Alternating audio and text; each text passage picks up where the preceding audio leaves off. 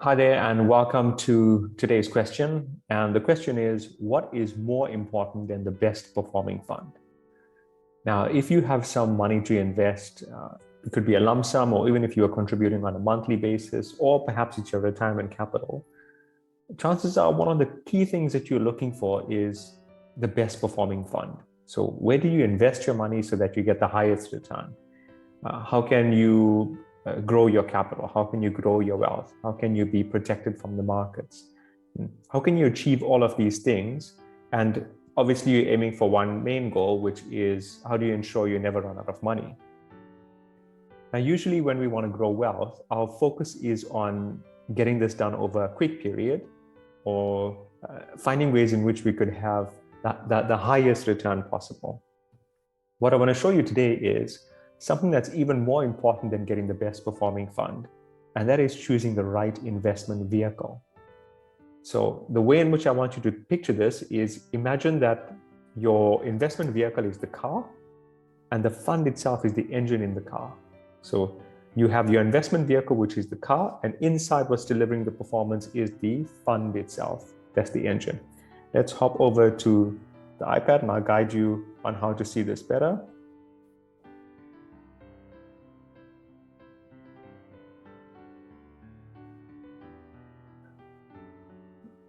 So assuming this is your investment, inside of your investment is going to be this, which is the fund itself. But the fund relies heavily on your investment. It relies heavily on what's happening here. See? So your investment has many other elements that make up this investment, and one part of it is the fund. Other elements to consider inside of your investment would be the following. We have to consider how this investment is taxed. We have to consider whether this investment has a beneficiary to offer us. We have to consider whether we can have a guarantee in this kind of investment. We have to consider the term. How long do we have to invest in it? We have to consider liquidity, how easy it is for you to access capital on this investment. So what I want you to see is the fund is one decision that you have to make in your investment, one thing that drives the performance here. But other elements need to be considered as well in order for you to know whether this entire strategy is something that's going to work well for you or not. Now, let's take this a step further. We know that the insurance companies offer us a variety of vehicles, and we have vehicles outside of the insurance companies. Let's go and have a look at some of them. So if you had to invest money, we know you could invest money in a bank. We know you could invest money inside unit trusts. We also know you could invest money inside an endowment. And we know we could put money inside what is called a tax-free savings. So tax-free investment. And then we also know we can put some money inside a retirement annuity. Now, these are just some of the vehicles that we can use for saving money. The main reason that we're going through this exercise is I found that a lot of individuals are investing money inside the wrong vehicle. And then in that case, it doesn't matter what fund we are using. You could have the best performing fund, but if these elements are not in order, your end result is not going to be good. I'm going to use an example. Assume your goal is to have the highest return possible. So you want to grow your money in the quickest way and the fastest way. And then you decide to invest in a fund that's performing extremely well. And the fund does exactly that. It's able to double your returns inside of just 1 year. The next factor you want to consider is, what's the vehicle itself? So if you had this money inside, let's assume it's inside a unit trust investment. Now, unit trust investments are taxed in your hands, which means the growth of that fund now becomes a tax element for you. The growth is added onto your earnings for the year, and SARS then taxes you accordingly, which means on the one end, we could be growing here. So you could be growing your wealth in the fund, but on the other end, because you're paying tax, you're reducing your wealth. So you have to be mindful of the vehicle. So again, it doesn't matter what fund it's that is giving us the return. Obviously, we all want to aim for the highest performing fund, but we also want to be mindful of where the investment is and what sort of tax implications we have. A lot of people are unaware that endowments are actually taxed at 30% because it's taxed in the hands of the insurance company. The impression we've been given is that at the end, the money is tax-free, but it's actually taxed inside of the term. So tax is paid inside this 5-year period, which means it's tax-free at the end. Now, this tax rate is at 30%, which means we have the best performing fund. And let's use an example. Let's say your fund delivers a phenomenal return.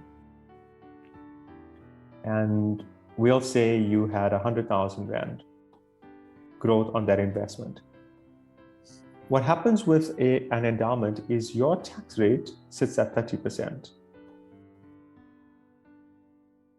So 100,000 is your growth, 30% is your tax. Which means in this example, what's actually added to your balance is 70,000. And what you can't see taking place is 30,000 getting paid to SARS. So let's go through this again. You made 100,000 in interest. That's your total growth. But from that, 70,000 is what you're actually seeing on your statement. The remaining 30,000 got paid over to SARS.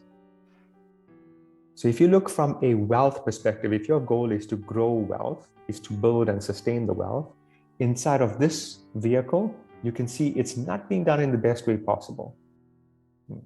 Now, this vehicle becomes valuable if your tax rate is above 30%. So we're not discounting any of these vehicles. They all are practical vehicles. What I'm sharing with you though is before you invest any money, so before you start investing any money, it's critically important for you to analyze what are your goals? What are you trying to achieve from the investment? And then you want to compare each of these investment vehicles to see which one of these vehicles is most suited for what your goals are. And the elements you're going to work against will be just these. Now, these are just some of what you need to consider. There's so many more elements that you have to consider. And remember, if you make a mistake with the fund, chances are you can change it. In fact, most insurance companies allow you to do 1 or 2 changes in a year, meaning if you are in Fund A, so let's assume your money is sitting inside Fund A right now, and you don't like Fund A, you can take your money out and put it into Fund B.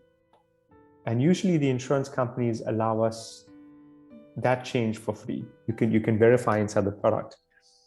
But what's very expensive is changing vehicles. So if you were in the wrong vehicle, to come out of that vehicle into the right vehicle is going to cost you quite a bit of money. Just think of it from this perspective. Let's assume you are invested inside a unit trust and you determine, hey, this tax rate is not efficient for me. It's not working well for me. I actually need it to be inside a tax-free savings.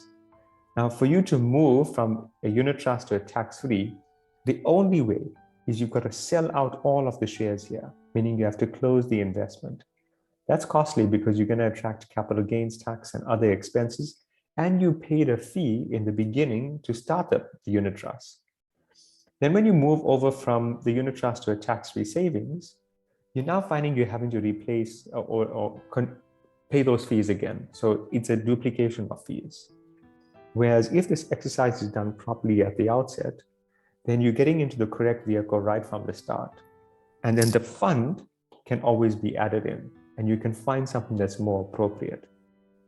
So again, just to reiterate, this kind of homework must be done in advance. You have to go and compare the different vehicles in advance before you start investing your money. And as you can see from this exercise, which I'm hoping you found very valuable, it's possible for you to do that before you invest any money. Yeah. If you had invested into the wrong, if you've already invested into the wrong vehicle, now your choice is knowing what you know now. Do you continue remaining inside that investment, knowing that these are gray areas that's not working well for you? Or do you sort of bite the bullet and get yourself into the correct vehicle, knowing that going forward, once you're in the right vehicle, you're going to start attracting the right kind of returns? Comment below and let me know how helpful this has been for you. And if you found that you are in the wrong vehicle, let me know what your thoughts are and how you're planning on getting this corrected.